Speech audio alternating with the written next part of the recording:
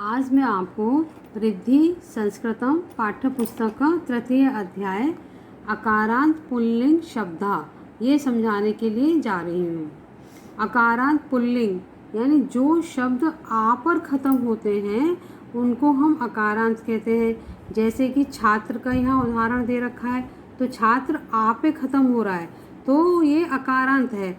और पुरुष जाति का बोध करा रहा है तो ये पुल्लिंग है।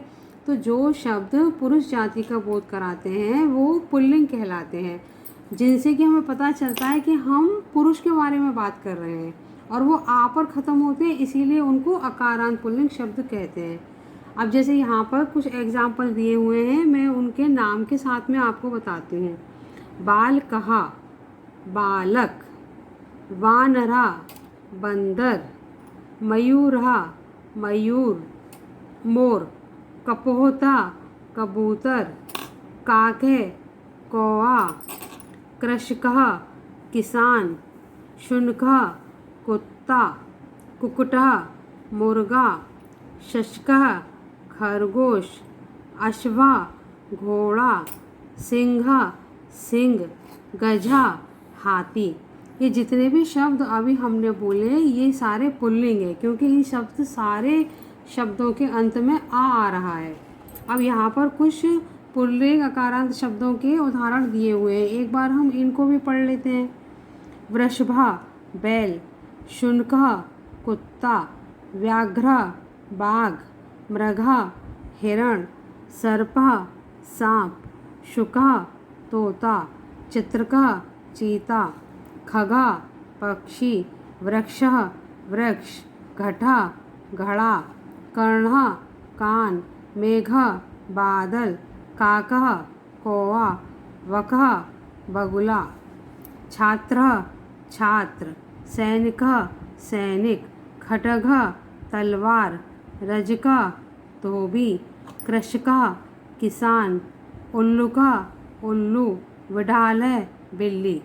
ये सारे अकारांत पुल्लिंग शब्द हैं। अब संस्कृत में 3 वचन होते हैं, एक वचन, द्विवचन, बहुवचन। जिस वस्तु का या जिस व्यक्ति का हम एक के बारे में बात करते हैं उनको कहते हैं एक वचन। जब हम 2 के बारे में बात करते हैं उनको कहते हैं द्विवचन। और जब हम 2 से ज़्यादा कितने भी हैं उनको कहते हैं बहुवचन। यहाँ पे हम कपोता यानी कबूतर के बारे में बात कर रहे हैं। कपोता एक कबूतर एक वचन, 2 कबूतर द्विवचन तो आएगा कपोतौ। और 2 से ज़्यादा कबूतर हैं तो ये आएगा बहुवचन कपोतः। जैसे कि पहले भी यहाँ पे शब्दः, ये बहुत सारे शब्द हैं इसीलिए यहाँ भी बहुवचन का ही प्रयोग किया गया है शब्दः। अब हंसः, एक हंस तो हंस है, 2 हंस है तो हंसौ, 2 से ज़्यादा है यानी बहुवचन है तो हंसा। 1 चम्मच है तो चमसा, 2 चम्मच है तो चमसौ, 2 से ज़्यादा है तो चमसा। 1 मोर है तो मयूरहा, 2 मोर है तो मयूरहो और 2 से ज़्यादा है तो मयूरहा। इस तरह से पुल्लिंग शब्दों में एक वचन, द्विवचन और बहुवचन का हम प्रयोग करते हैं। अब मैं यहाँ पे आपको कुछ अभ्यास कार्य बताऊंगी। अधोदत्तानि चित्राणि दृष्ट्वा संस्कृत भाषायां तेषां नामानि लिखित। यानी नीचे जितने भी चित्र दिए गए हैं उनको संस्कृत भाषा में उनका नाम लिखना है। तो ये क्या है? बादल, संस्कृत में इसको कहते हैं मेघा। ये हाथी, तो संस्कृत में इसको कहते हैं गजा। शेर, संस्कृत में इसको कहते हैं सिंहा। ये क्या है? बाघ, तो आएगा व्याघ्र।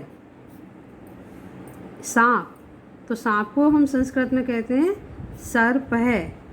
और ये क्या है? हिरण, हिरण को कहते हैं मृग है। ये क्या है? ये वानर है यानी बंदर। ये पेड़ के लिए ये पेड़ है तो इसको बोलेंगे वृक्ष है। ये एक आदमी है, इसको बोलेंगे पथिक है। ये गधा, गधे को बोलेंगे गर्दभा। खरगोश, खरगोश को बोलेंगे शशकहा। ये कबूतर, कबूतर को बोलेंगे कपोतहा। और ये घोड़ा, घोड़े को बोलेंगे अश्वा। एक बार और समझा देती हूँ। मेघा, गजा, सिंहा, मृगा, अश्वा, कपोता, शशका, गर्दभा, वृक्षः, पथिकः, वानरा, सर्प और व्याघ्र। अब आते हैं हम दूसरे चैप्टर पर। अधोलिखितानां शब्दानां अर्थ हिंदी भाषायां लिखित, यानी नीचे जितने भी शब्द लिखे हुए हैं उनका हमको हिंदी नाम लिखना है। चित्रकः, चित्रकः यानी चीता। गर्दभा, गधा। मूषकः, चूहा। वृक्षः, वृक्ष यानी पेड़। पुरुषः, आदमी यानी पुरुष। व्याघ्र, बाघ। अब हम तीसरे क्वेश्चन पर आते हैं। पंच पशु पक्षी नामानि संस्कृत भाषायां लिखित, 5 पशु पक्षियों के नाम संस्कृत भाषा में लिखिए। तो अब पक्षियों के नाम हमें लिखने हैं, तो पक्षियों के नाम लिखें पहले हम। कपोतः यानी कबूतर। शुकः, तोता। पिकः, कोयल। मयूरः, मोर। काकः, कौवा। अब आते हैं पशुओं के नाम पे। तो पशु यानी जानवर, तो पशुओं के नाम गधा, हाथी, सिंघा, सिंह, अश्वा, घोड़ा, वानहरा, बंदर, मृगा, मृगे यानी हिरण। क्रियाकलाप, ऐसे शब्द लिखकर चक्र पूरा कीजिए जिनके अंत में कहा आता है और उनके हिंदी भाषा भी लिखिए। जैसे कि इसमें यहाँ पे समझाया हुआ है 7 नंबर पर काका यानी कौवा। तो हम फर्स्ट नंबर से अब शुरू करेंगे, तो ऐसे ही लिख देते हैं। चित्रकः, चीता। दूसरे नंबर पे बालकः, बालक।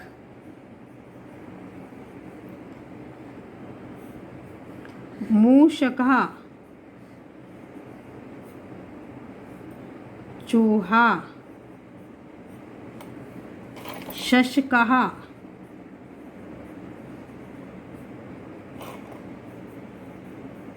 खरगोश।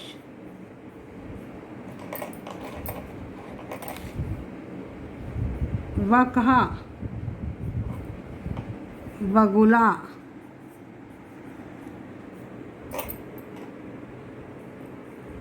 पिकः, कोयल।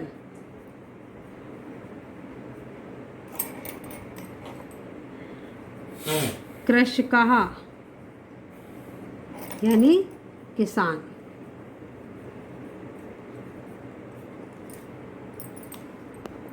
अब नीचे भी समझाया गया है कि जिन शब्दों का अंत आ से होता है उन्हें अकारांत शब्द कहते हैं। अब आप इन शब्दों को बोल के देखेंगे। बालक, तो आ शब्द से वो ख़त्म हो रहा है तो ये अकारांत। गणेश, आ शब्द से ख़त्म हो रहा है तो अकारांत। इसीलिए जो भी शब्द आ से ख़त्म होते हैं उन्हें हम अकारांत शब्द कहते हैं।